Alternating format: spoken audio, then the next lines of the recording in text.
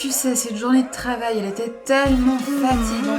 Je suis épuisée et puis tellement pressée de rentrer. Tu sais, quand t'as faim et que t'as qu'une envie, c'est de manger. D'ailleurs, je pense que je vais m'arrêter à acheter quelque chose, j'ai trop faim. Pourquoi pas une pizza, tiens. Waouh, mais il y a quand même pas mal de choix dans toutes ces pizzas surgelées. Je prends laquelle? Oh là là, je choisis quoi? Hello! Alors, tu galères avec le repas du soir? Je m'appelle Noémie, je suis nutritionniste et aujourd'hui je te propose de réaliser une pizza équilibrée. Qu'en penses-tu? Ah, mais j'allais acheter une pizza déjà faite, moi.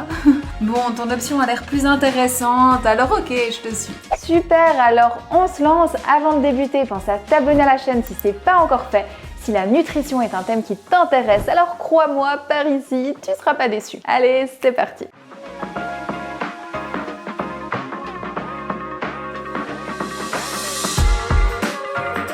Bon, avant de rentrer faire la pizza, je vais te guider pour les courses, tu vas voir, c'est très simple. Alors, il te faut un oignon, 50 g de champignons de Paris, une betterave, du choucal, de la feta, une pâte à pizza déjà faite, sauf si tu as envie d'en faire une à la maison, et dans ce cas, je te rappelle qu'une très belle recette t'attend dans mon livre. Tu peux aussi acheter de la sauce soja, de l'huile d'olive et du vinaigre de balsamique si tu n'as pas ces assaisonnements à la maison, sinon pas besoin d'en racheter bien entendu. Et puis on termine avec un bloc de tempeh et de la courge surgelée. Tu verras, c'est très pratique. Cette fois, on a tout, donc on se retrouve en cuisine pour faire la pizza.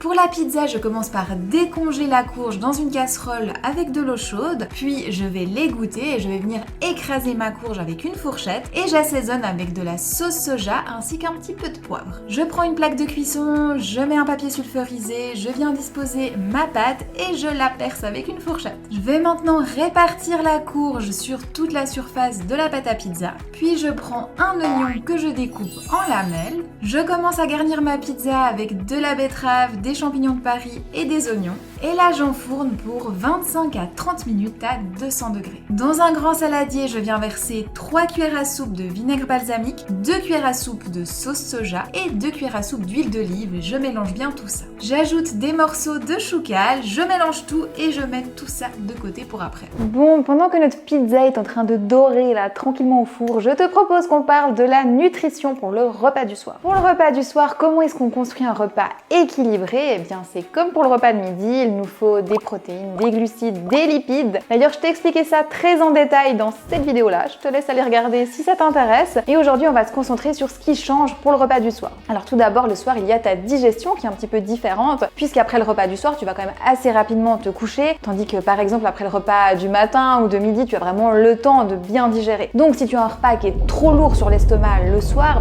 t'es pas très bien une fois que tu vas t'allonger, et tu sais comme moi que ça, c'est pas très agréable. Alors ce que tu peux faire pour pallier à ce problème, c'est viser des sources de protéines qui sont plutôt végétales. En fait, c'est plus digeste pour ton organisme et en plus, c'est un geste qui est bon pour la planète et qui est bon pour ta santé. Ensuite, les glucides. Alors là, contrairement à certains mythes, il n'est pas nécessaire de les supprimer le soir sous prétexte que ça fait grossir. Pas du tout. Tu en as besoin tout au long de la journée et d'ailleurs, dans les glucides, tu trouves de la vitamine B, par exemple dans les pommes de terre et le riz. Et la vitamine B, c'est important pour le sommeil. Et le sommeil, c'est agréable, certes, quand tu dors bien, mais pas que. C'est aussi très bon pour ta santé et pour ta ligne. C'est en fin de cycle de sommeil que tu régules l'hormone de la satiété, la leptine. Donc quand tu dors pas assez, le lendemain tu ressens pas bien tes sensations de faim. Et c'est pour ça que quand tu as une soirée un petit peu trop longue où tu n'as pas assez dormi, le lendemain tu as tout le temps envie de manger. Autre point pour le soir, pense à t'hydrater. Il est encore temps de rattraper le coup parce que oui, pendant la journée, même si on sait que boire c'est important, on a tendance à oublier parce qu'on est pris par le rythme effréné de notre journée. Alors dès que tu rentres à la maison, commence par boire un petit peu. Et un petit conseil, bois rapidement quand tu rentres à la maison et n'attends pas trop le moment d'aller au lit. Parce que oui, si tu bois 1 litre de tisane juste avant d'aller dormir, forcément tu vas te réveiller quelques petites fois.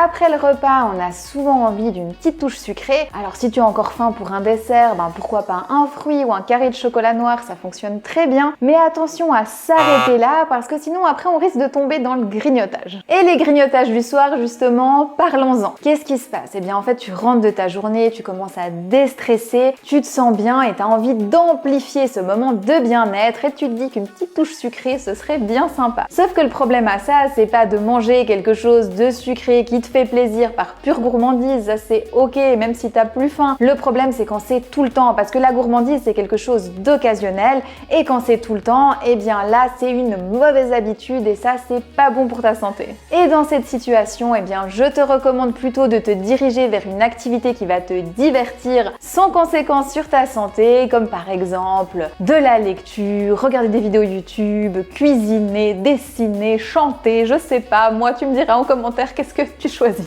Une autre raison des grignotages du soir, eh bien c'est la fatigue. Alors là, tu as besoin de dormir et pas de nourriture, alors c'est très simple, va dormir. Et enfin, le soir, parfois on grignote parce qu'on a faim. Et là, c'est un problème, ça veut dire que tu n'as pas assez mangé pendant la journée et il faut revoir un petit peu ton alimentation. Se coucher le soir avec une très légère faim, pourquoi pas, ça permet de bien digérer, tu te réveilles le lendemain, t'es en forme, donc ok. Par contre, se coucher avec une faim de loup, ça c'est non. Sur ce, la pizza est prête, on va voir ça. Je sors la pizza du four, je dispose les morceaux de choucal et je viens encore ajouter un petit peu de feta émietté. Et maintenant, il n'y a plus qu'à te servir une tranche et à attendre ton avis. J'ai la pression. Ça donne envie en tout cas. Alors, raconte-moi, est-ce que ça te plaît cette pizza, hein? Oh oui, c'est trop bon, bien mieux qu'une pizza surgelée. Merci Noémie.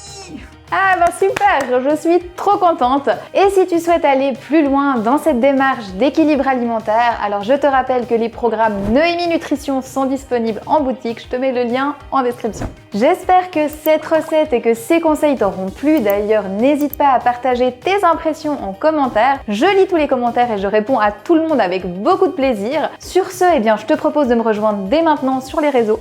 La liste est là. Et puis je te dis à tout bientôt dans une prochaine vidéo. Allez, ciao!